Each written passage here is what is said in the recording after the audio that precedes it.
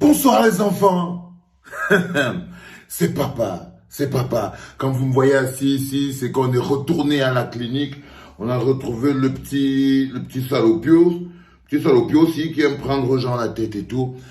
Bienvenue dans notre dernier podcast de la journée les enfants. Les enfants, bienvenue à la clinique.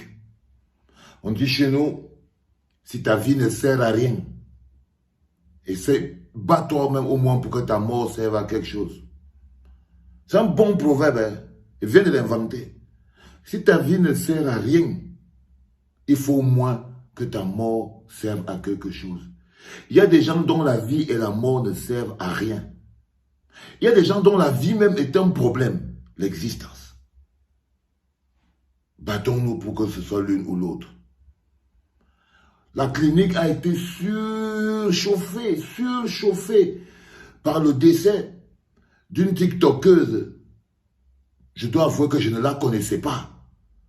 Et j'étais un peu surpris que tellement de gens me bousculent, mais dit comme si je devais dire quelque chose. Je ne comprenais pas, j'entendais jamais. Dit quelque chose, je vais dire quoi? Quelqu'un est mort. Moi, je dis quoi? Quelqu'un est mort. Quand vous venez écrire Valsero, tu ne vois pas que il y a une TikTokeuse qui est morte. Elle s'appelle Madame Cooper. La dame, elle s'appelle Madame Cooper. Je ne sais pas quoi dire, les enfants. Pour une fois, il faut que vous compreniez que je parle que des choses que je connais. Des choses qui font partie d'une logique que je comprends. Mais cette dame, je ne la connaissais pas. Je ne la connaissais pas. Elle était peut-être talentueuse et tout, mais je ne la connaissais pas. Je n'avais jamais entendu parler d'elle. Ça n'empêche que la clinique se met en berne ce soir.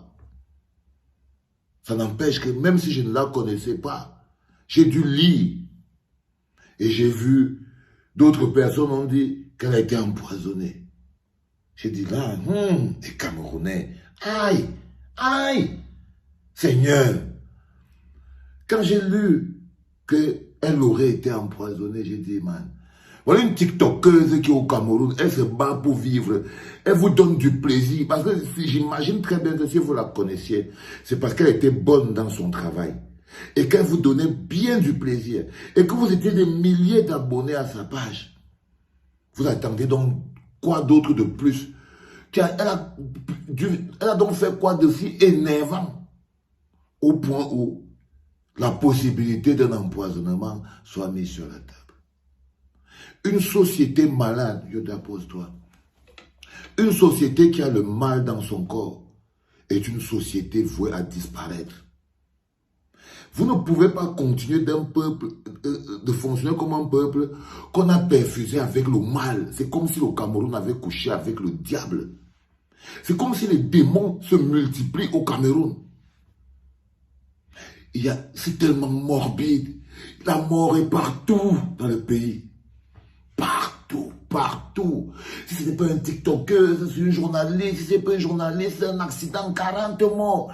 Si ce n'est pas un accident, 40 morts. Si c'est la guerre, il y a 30 morts. Ah là là, Seigneur Dieu, que de la mort. Il y a une ambiance de morbide au Cameroun. Seigneur, voilà donc une dame qui vous donnait du plaisir. Parce que pour devenir créateur de contenu sur Internet, c'est quelqu'un qui s'est rendu compte que vous ne trouvez plus votre compte en regardant les programmes traditionnels et classiques de la télévision. Oui, si vous êtes addict à Internet aujourd'hui et que vous êtes addict aux créateurs de contenu, parfois on voit les petits chômeurs qui arrivent en bas, ils viennent écrire là, va travailler. Pourtant, il est accroché sur le travail de la petite, il est accroché là sur Internet parce qu'on lui dit, va travailler. Lui-même, il est en train de regarder. Donc les gens se sont battus pour rendre quelque chose, pour vous donner un contenu beaucoup plus vivant. Par exemple, la Madame Cooper. Sérieux. Donc, j'ai d'abord entendu ça, que non, elle a été empoisonnée. J'ai dit la jalousie au Cameroun. Je ne sais pas comment on peut vivre. C'est-à-dire que si Pomba réussit quelque chose, c'est pas seulement faire qu'on ne soit pas un peuple, mais c'est comme s'il a planté la graine de la haine et de la jalousie et il a normalisé le truc. Vous êtes haineux, vous êtes jaloux, vous êtes haineux, les gars. Aïe, Seigneur. Vous êtes jaloux, vous êtes méchants. Je n'ai jamais vu un peuple avec autant la rage. Chacun de vos frères, même si quelqu'un fait quoi pour vous, ça ne vous provoque que la rage. Que la rage, les enfants. Un peuple ne peut pas avoir autant la haine pour lui-même. Pour lui-même. Qu'est-ce qui vous arrive? C'est comme si on avait enlevé le cœur. On a mis un bloc de pierre qui dit que tant que toi tu manges, les autres ne doivent pas manger. Tant que toi tu vis, les autres ne peuvent pas vivre. L'individualisme, la jalousie, le karambani, le rampampam, le misosi, tout dans une seule personne. Le Camerounais. Le Camerounais.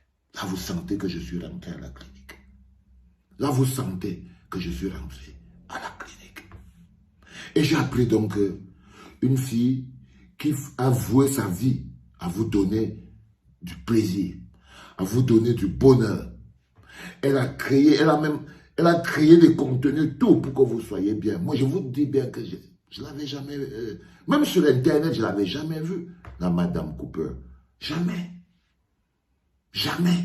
Mais seulement le nombre de messages et d'alertes que vous avez mis sur la clinique a fait que j'étais obligé de dire que bon les gars, c'est pas que je vous aussi, il faut que j'aille gérer ce truc.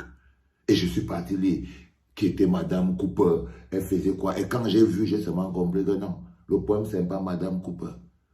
On est dans un pays où le mal s'est installé. Le diable se balade au Cameroun, au calme. Au calme. On est dans l'enchaînement, dans l'enchaînement des morts et des plus violentes possibles. Les plus violentes possibles. Qu'on ne te coupe pas les doigts, qu'on ne t'arrache pas la langue, qu'on ne t'amène pas au sous-sol de l'immeuble, qu'on ne te plante pas derrière, qu'on te met... On t'empoisonne. Quand ce n'est pas ça, non, c'est la route même. Il ne passe pas un mois au Cameroun. Il ne se passe pas un mois au Cameroun sans qu'un Camerounais meure. Et c'est surtout ces Camerounais qui veulent voir leurs enfants grandir. C'est pour ça que j'ai introduit mon speech par... Si ta vie n'a servi à rien, au moins que ta mort serve à quelque chose. Je suis encore allé regarder. J'ai encore lu chez... Ah non, non, non, non, non. Non, non, ce n'est peut-être même pas le poison. Non, elle a peut-être le cancer du cerveau. Vous savez, il y a des maladies que, si on te dit que tu as ça ici au Cameroun, et ça, c'est que ta vie est finie. Un pays qui n'arrive même pas à soigner le palu. Trouver les comprimés au Cameroun pour soigner le palu, c'est d'abord le problème. Trouver le comprimé contre le palu au Cameroun, c'est des problèmes. Les gens mouraient le Covid là. Ça dit qu'on dit que les aspirateurs, ils volaient même l'argent des aspirateurs. Ils vont voler l'argent des masques. Ils ont volé l'argent des gants. Ngongo a l'argent des morts dans ses poches. Ça dit qu'ils ont tout volé. Si vous ne pouvez donc pas, si vous volez même l'argent du Covid, vous volez le riz d'orca. C'est le cancer du cerveau que vous allez avoir en hôpital pour traiter ça.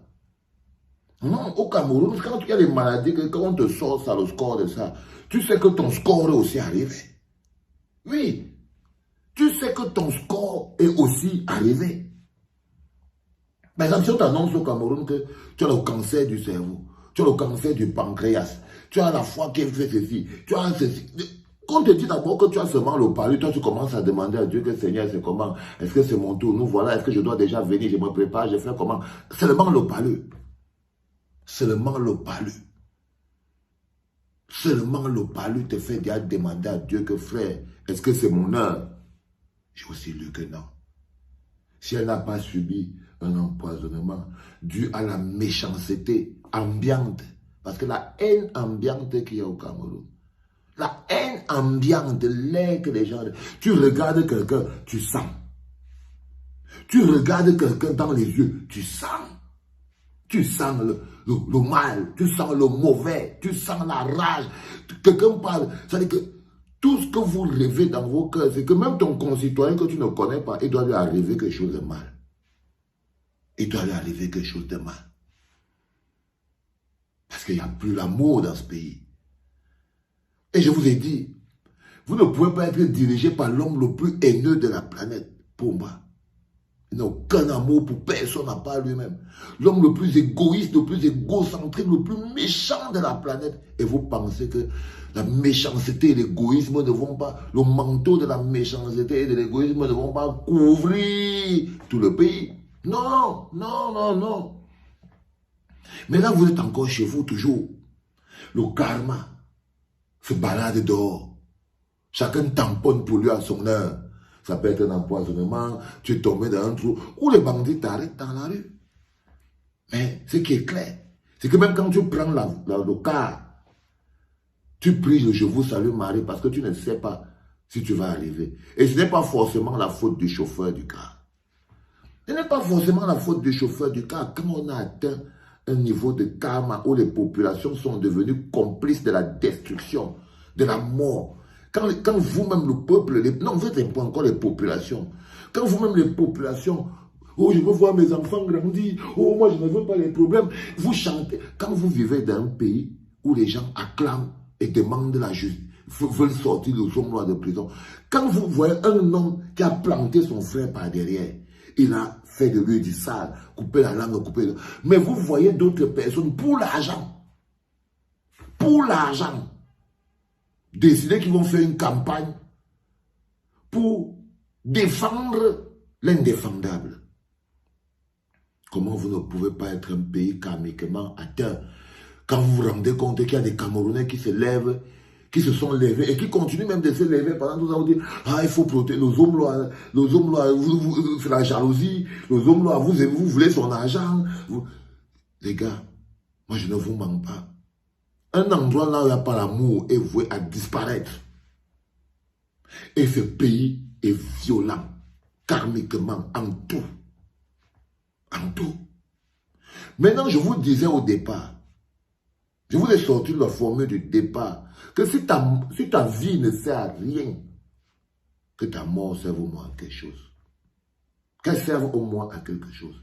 La plupart de ces gens qui prennent l'avion ici, là, ils partent au Cameroun. Tu entends que non, elle est partie pour ouvrir la boutique. Elle est partie pour aider même. Parfois, elle vient seulement pour enterrer quelqu'un. Parfois, elle vient seulement pour le mariage qui n'est même pas son mariage. Parfois, c'est quelqu'un qui vient seulement pour venir encore vous donner un coup de main pour construire quelque chose et tout. C'est là où vous profitez. C'est là où vous profitez pour réveiller le bonhomme et pour faire quoi, votre frère. La plupart des gens qui partent finir en route là, c'est les gens, on appelle ça, s'ils sont de la diaspora, on dit qu'ils sont de la diaspora positive. Il n'est pas encore entendu qu'un combattant, parce que le combattant lui-même, on ne veut même pas le laisser entrer d'abord là-bas. Le combattant, lui, ne peut même pas venir au Cameroun. Voilà. Villageoise du Quat, Nadine, elle a perdu son père dernièrement. Elle a regardé à distance. Vous croyez que ce karma ne va pas vous toucher? Les gars, il y a les autres bonhommes, les Camois, tout ça. Ils ont perdu leurs parents, ils n'ont pas pu venir, ils sont comme ça en Europe.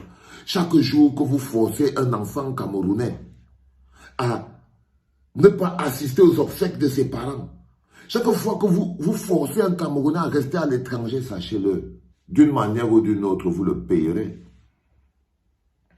Chaque fois que vous punissez un enfant camerounais pour la simple raison qu'il a dit que non, le pays n'est pas bien géré. Et il ne peut plus venir au Cameroun, ne même pas enterrer sa famille.